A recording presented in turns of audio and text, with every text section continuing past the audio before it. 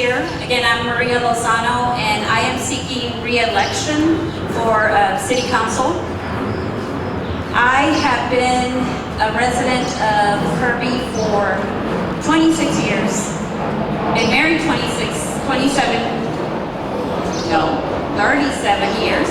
And we have 3 adult children and 6 grandchildren. Our children went to school here, all the Judson ISD schools, Hopkins, Kirby Middle School, Judson, Wagner. So we're pretty established here in Kirby, and we have been here long enough to see how Kirby was in their glory days, I would like to say, where we had streets that were pristine, we had lawns and trees and everything that was well manicured, taken care of.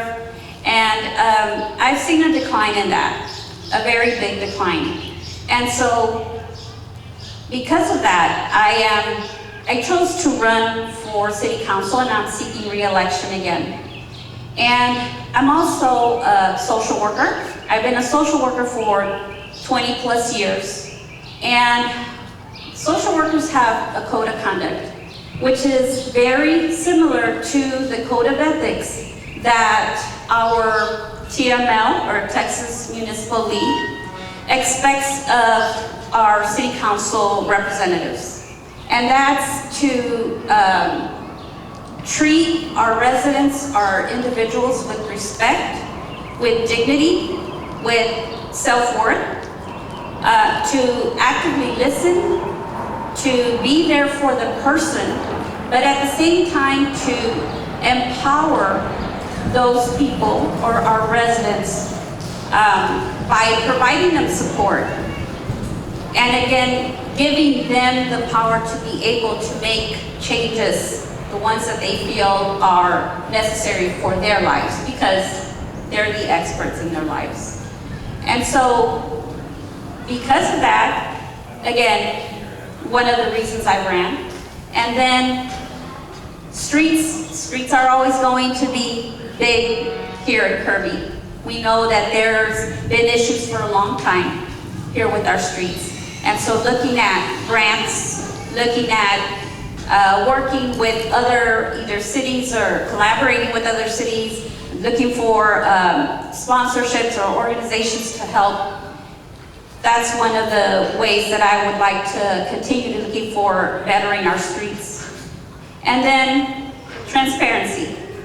Being on the council for the past 2 years has really made me realize how important it is for our city council to be transparent with our residents. And I know most of you might know, but I just want to share the definition of transparent.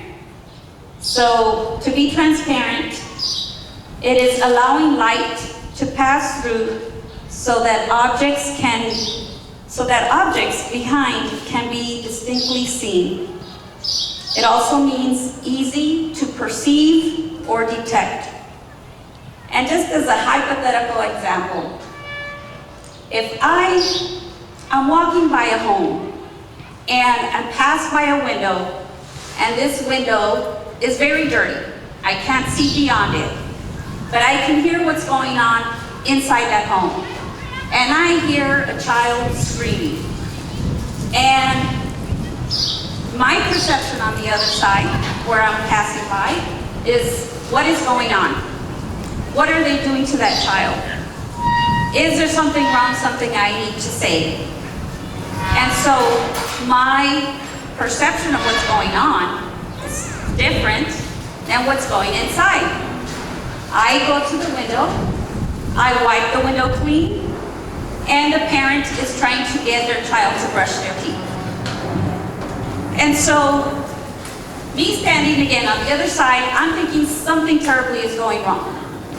When in reality, it's not what it's actually occurring. And so transparency with us, with the city, is allowing us to see through that window so that we can actually see what's going on behind those doors when it comes to our city.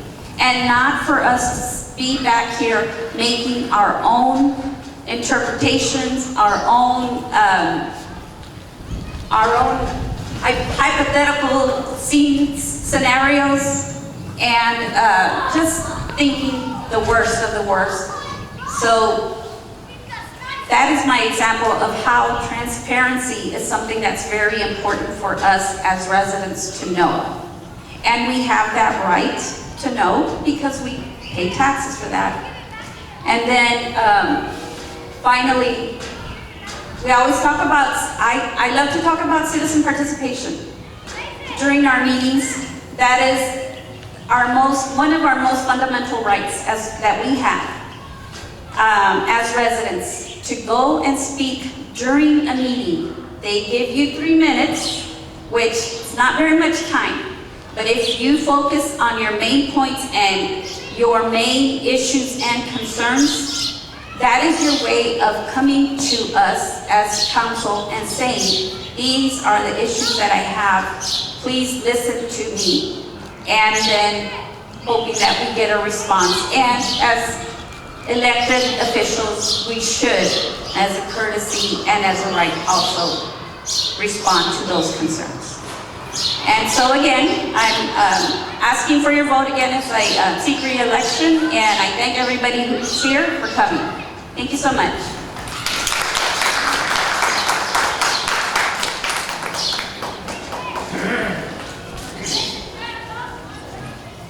Thank you, candidates. I think what we're going to do is open it up for questions, and I'll run over to you with the microphone so that you can ask a particular candidate. We'll just have an open forum, if you will, and then you'll have the opportunity. I think the one thing I got from all of y'all speeches is that there's an underlying theme, if you caught that, is that word of transparency, right? Or in many cases, the lack thereof of what is being perceived now by these candidates and members of the council as well. So, anybody have a question that they want to address? Okay. She's got it written, so she's very prepared here. Hope y'all are ready. Okay, this question is actually for 2 candidates. The question is, and I'll ask Mr. David Barbosa first. How would you, if elected to the council, how would you handle conflicts of interest within the council?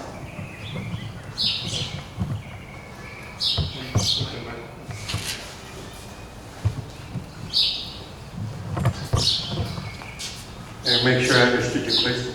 You want to know how I would handle a conflict of interest? Yes. Well, first of all, I don't think we should allow anything that's going to be a conflict of interest. But if that would be the case, then what we have to do is make sure that people who are causing the conflict of interest shouldn't be there. For example, there were people who were saying at one time, which our mayor said it's a conflict of interest for city council to be on the senior board. Okay, well, maybe not. But she comes back and she takes out the board members and makes city councils the board members. Now it's not a conflict of interest. We need to stick to our guns and say, look, this is a conflict of interest for whatever reason, and that's the way it's going to stay. We cannot be changing our mind every time we feel that we have to take care of our own personal agenda again. If somebody is there because it's a conflict of interest, once we correct that, we need to leave it at that. Not change it how I feel, but I want to change it. No, we change it for a reason, because it was a conflict of interest. So why are we going to go back and allow that to happen? Okay? So, again, yes, if there is a conflict of interest, we have to fix it. But remember, we fixed it because it was broken. So why would we go back and break it again? Which is exactly what our mayor did with it. So that's the way I would handle it. I would fix it, and make sure that it stays like that. Because it is a conflict of interest. If I feel, or city council feel that it's a conflict of interest. Thank you.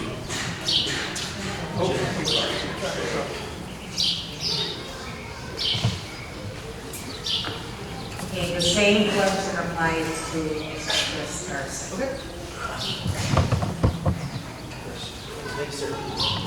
Thank you for the question. Okay, so conflict of interests, they happen in council.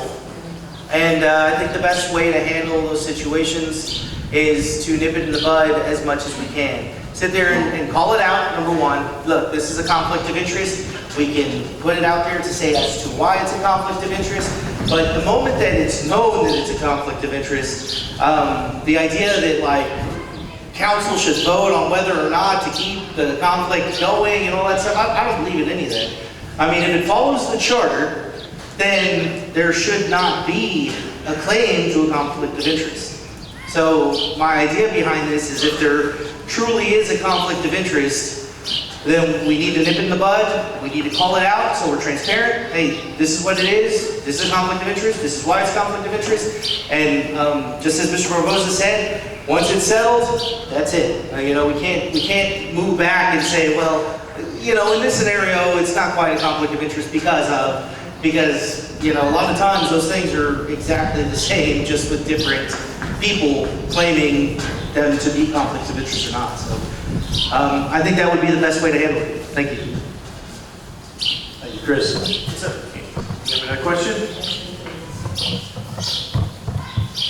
Okay, this question is for Ms. Susan Street. What initiative would you take to improve voter turnout and participation in local elections? That's a loaded question, Susan. Are we doing that now? We're trying. How would I increase voter participation and residents' participation in the process? Yes. Well, we're doing invitationals here. We've had 3 meet and greets so far, and I don't think we've had more than 50 people that were not relatives of the people running.